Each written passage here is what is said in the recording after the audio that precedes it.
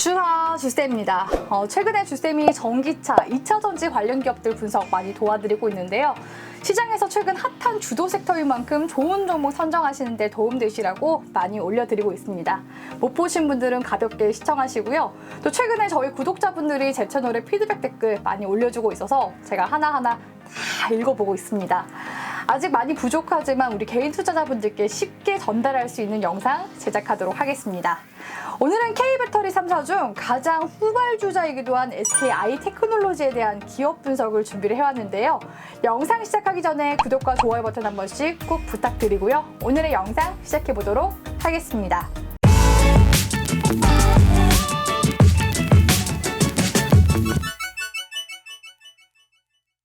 지난해 5월 공모가 2배를 형성하며 화려하게 상장한 SKI테크놀로지. 그 화려함도 잠시 거래를 시작하고 나서 주가가 급락하면서 유성형 캔들로 마감이 됐습니다. SKI테크놀로지는 SK이노베이션의 소재 사업 부문 자회사인데요. SK이노베이션이 60%대 지분을 보유하며 최대 주주로 올라와 있습니다. 이 SKI테크놀로지가 부각이 된 사업은 분리막 사업 때문인데요. 2차 전지 핵심 소재, 이제는 외우셨죠? 양극재, 음극재, 전해액, 분리막. SKI테크놀로지는 이 분리막을 전문적으로 생산하고 있는 기업이기도 하고요. 분리막 산업의 선두주자라고 평가받고 있기도 합니다. 이 때문에 상장 전부터 IPO 대여로 급부상하며 공모주 투자자들의 관심을 한 몸에 받기도 했죠. 하지만 명성과는 달리 상장 당일 매도 물량이 출회하면서 각종 주식 커뮤니티에는 누가 더 고점에서 비싸게 팔았는지, 고점에서 파는 팁은 무엇인지와 관련된 글들이 올라오곤 했었는데요. 주가가 다시 이 추세 전환 시도를 알리기 시작한 건 상장 이후 한 달이 지난 시점부터였습니다. 보호예수 물량 해제에 따른 리스크가 일부 해소되면서 깜짝 급등세가 나오기 시작하더니 SKI테크놀로지가 향후 5년간 5조 원을 투자하겠다는 계획이 공시로 나오면서 주가 상승이 본격적으로 나오기 시작했습니다.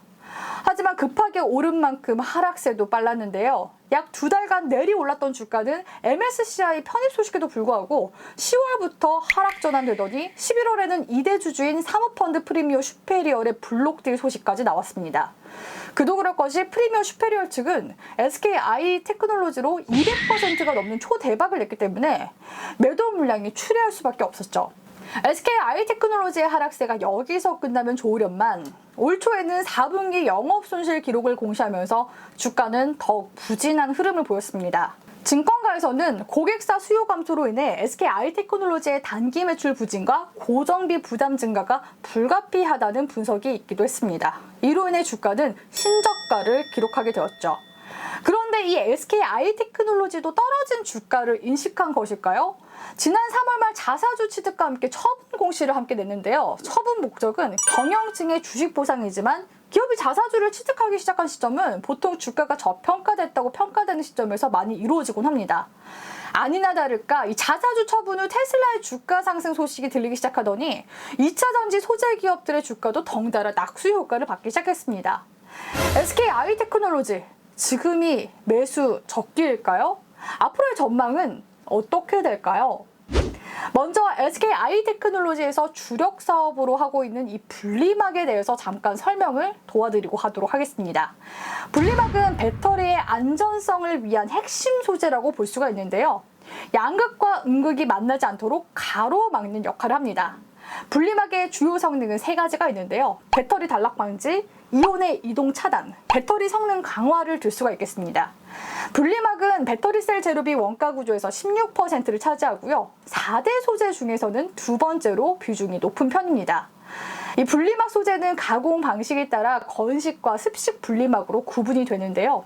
이 SKI테크놀로지는 2020년 기준으로 글로벌 습식 분리막 시장에서 점유율 2위를 차지하고 있기도 합니다. 건식은 기계적으로 기공을 만들어 제조 공정이 간단한 편이지만요. 기공 크기를 균일하게 만들기 어렵고 강도가 상대적으로 약하다는 단점이 있습니다. 반면에 습식은 첨가제를 추가해 화학적으로 기공을 만들기 때문에 제조 공장이 복잡해 가격은 높은 편에 속하는데요. 대신에 기공 크기를 균일하게 만들 수가 있어서 리튬이온이 더욱 자유롭게 이동이 가능하고 기계적 강도가 강해 튼튼하다는 장점이 있습니다. 습식 분리막의 전체 분리막 시장 내 비중은 2021년 67%에서 25년 72%, 30년 79%로 확대가 될 전망이고요. 건식은 2021년 33%에서 25년 28%, 30년 21%로 축소될 것으로 전망됩니다. 최근 배터리의 에너지 밀도가 점점 높아지면서 보다 얇고 안전한 분리막 채용 수요가 증가하면서 습식 분리막 수요 역시 증가치를 보이고 있기 때문에 SK 아이테크놀로지의 분리막 산업도 당분간 순환의 가능성이 높겠습니다. 특히나 분리막 산업은 고품질을 바탕으로 대규모 초기 투자, 장기간의 고객사 승인 기간이 소요되기 때문에 한번 채택이 되면 공급사가 변경될 가능성이 나자 진입 장벽이 높은 산업이라고 볼 수가 있는데요. 평균 영업 이익률이 30% 정도 다르다 보니 2차 전지 소재 중에서도 수익성이 가장 높은 편에 속한다고 볼 수가 있겠습니다. 그렇다면 지난 4분기 영업손실로 고배를 마셨던 SK 아이테크놀로지의 실적은 언제 개선이 될까요?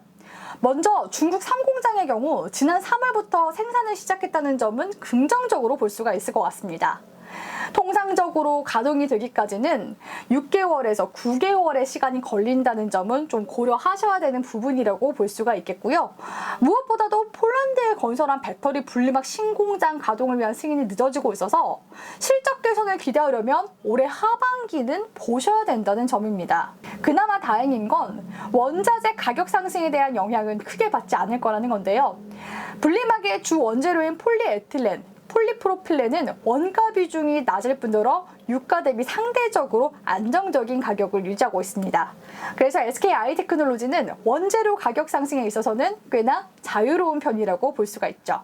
하반기 유럽 시장만 회복한다면 SK 아이테크놀로지의 실적 개선폭 역시도 커질 수 있기 때문에 기업에 대한 부분과 함께 전기차 업황도 함께 보시라는 조언 드리도록 하겠습니다. 다음은 SK 아이테크놀로지의 기술적 분석을 도와드릴 건데요. 이 기술적 분석은 장 상황에 따라 달라질 수 있다는 점 참고해 주시길 바랄게요. SK 아이테크놀로지의 주봉 차트를 보시면요. 고점 대비 60% 가까이 하락세가 나왔기 때문에 추가 하락이 나올 가능성은 제한적이라고 보고 있고요. 최근 전기차 업황이 주도 업종으로 자리 잡아감에 따라 주봉상 추세 전환 시그널 중 하나인 골든크로스도 기대해 볼 수 있는 구간입니다. 현 구간에서 전저점을 깨지 않는다면 밴드 상단선 구간인 17만 5천 원 부근을 1차 목표로 잡아볼 수 있을 것 같고요. 1차 목표 돌파하면 다음 전략과 관련해 영상 새롭게 찍어서 올려드리도록 하겠습니다. 주쌤 채널 구독은 필수인 거 아시죠? 오늘은 SK 아이테크놀로지의 전망에 대해서 알아봤는데요. 최근에 주쌤 기업 분석 많이 봐주셔서 제가 영상 제작하는 데 있어서도 정말 많은 힘이 됩니다. 주쌤이 댓글 일일이 하나하나 다 보고 있으니까요. 제 영상이 조금이라도 도움이 되셨다면 구독과 좋아요와 함께 소중한 댓글 기다리도록 하겠습니다. 그럼 오늘도 가져와!